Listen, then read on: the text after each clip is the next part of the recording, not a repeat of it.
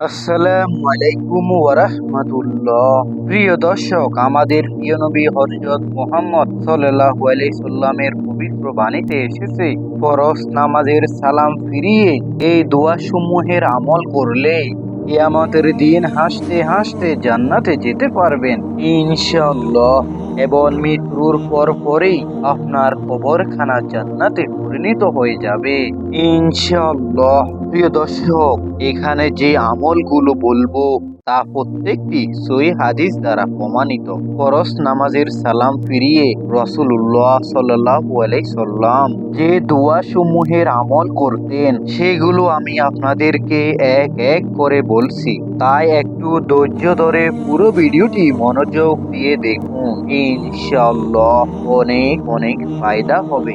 হতে পারে আপনার একটি আমলই জান্নাতে যাওয়ার উসিলা। প্রিয় দর্শক, ফরজ নামাজ শেষে রাসূলুল্লাহ সাল্লাল্লাহু আলাইহি সাল্লাম জামাতবদ্ধভাবে কখনো মোনাজাত করেননি, তবে তিনি তাসবিহ, তাহলিল, জিকির, আজকার, দোয়া পাঠ করেছেন। এরকম অসংখ্য হাদিস বিদ্যমান রয়েছে। প্রিয় দর্শক, প্রত্যেক ফরজ নামাজের সালাম ফেরানোর পর রাসূলুল্লাহ সাল্লাল্লাহু আলাইহি সাল্লাম ইমাম অবস্থায় কিবলার দিক থেকে ঘুরে মুত্তাকিনদের দিকে মুখ ফিরিয়ে বসতেন। সহিহ বুখারী হাদিস নং 845। প্রিয় দর্শক, প্রতি ওয়াক্ত ফরজ সালাত শেষ করে রাসূলুল্লাহ সাল্লাল্লাহু আলাইহি সাল্লাম 13টি দোয়া পড়তেন। আল্লাহর নৈকট্য লাভের জন্য যে কোনো মুসলিম সুন্নাত এই আমলটি করতে পারে। তাহলে জেনে নেওয়া যাক রাসূলুল্লাহ সাল্লাল্লাহু আলাইহি সাল্লাম কোন দোয়াগুলো পড়তেন নামাজ শেষে। প্রিয় দর্শক, নামাজের সালাম ফিরিয়ে সর্বপ্রথম রাসূলুল্লাহ সাল্লাল্লাহু আলাইহি সাল্লাম যে দোয়াটি পাঠ করতেন তা হলো আল্লাহু আকবার একবার ও আস্তাগফিরুল্লাহ 3 বার পাঠ করতেন। অর্থ: আল্লাহ মহান, হে আল্লাহ, আমি তোমার কাছে ক্ষমা প্রার্থনা করছি। প্রিয় দর্শক, ফরজ নামাজের সালাম ফেরানোর পর রাসূলুল্লাহ সাল্লাল্লাহু আলাইহি সাল্লাম দ্বিতীয় যে দোয়াটি পাঠ করতেন, দ্বিতীয় দোয়াটি হলো আল্লাহুম্মা আনতাস সালাম ওয়া মিনকাস সালাম তাবারাকতা ইয়া জাল জালালি ওয়াল ইকরাম। এই দোয়াটি একবার পাঠ করতেন। অর্থ: হে আল্লাহ, তুমি শান্তিময়, তোমার কাছ থেকেই শান্তি অবতীর্ণ হয়, তুমি বরকতময়, হে পরাক্রমশালী ও মর্যাদা অধিকারী। সুবহানাল্লাহ। প্রিয় দর্শক, ফরজ নামাজের সালাম ফেরানোর পর রাসূলুল্লাহ সাল্লাল্লাহু আলাইহি সাল্লাম তৃতীয় নাম্বার যে দোয়াটি পাঠ করতেন তা হলো লা ইলাহা ইল্লাল্লাহু ওয়াহদাহু লা শারীকা লাহু লাহুল মুলকু ওয়া লাহুল হামদু ওয়া হুয়া আলা কুল্লি শাইইন কদির। এই দোয়াটি একবার পাঠ করতেন।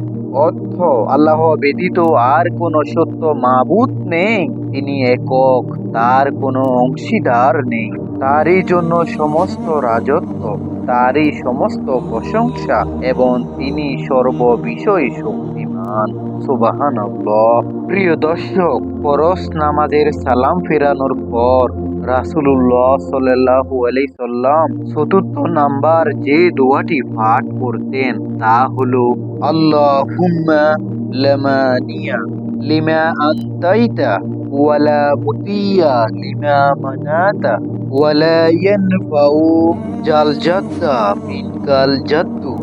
এই দোয়াটি একবার পড়তেন। অর্থ: হে আল্লাহ, তুমি যা দান করো তা রোধ করার এবং যা রোধ করো তা দান করার সাধ্য কারণ নেই, আর ধনবানের ধন তোমার আযাব থেকে মুক্তি পেতে কোনো উপকারে আসবে না। সহিহ বুখারী, মুসলিম, মিশকাত হাদিস নং 962। প্রিয় দর্শক, ফরজ নামাজের সালাম ফেরানোর পর রাসূলুল্লাহ সাল্লাল্লাহু আলাইহি সাল্লাম পঞ্চম নাম্বার যে দোয়াটি পাঠ করতেন তা হলো লা হাওলা ওয়ালা কুওয়াতা ইল্লা বিল্লাহ। দোয়াটি একবার পাঠ করতেন। অর্থ: আল্লাহর প্রেরণা দান ছাড়া পাপ থেকে ফেরার এবং সৎ কাজ করার কারোর শক্তি নেই। সহিহ মুসলিম, মিশকাত হাদিস নং 963।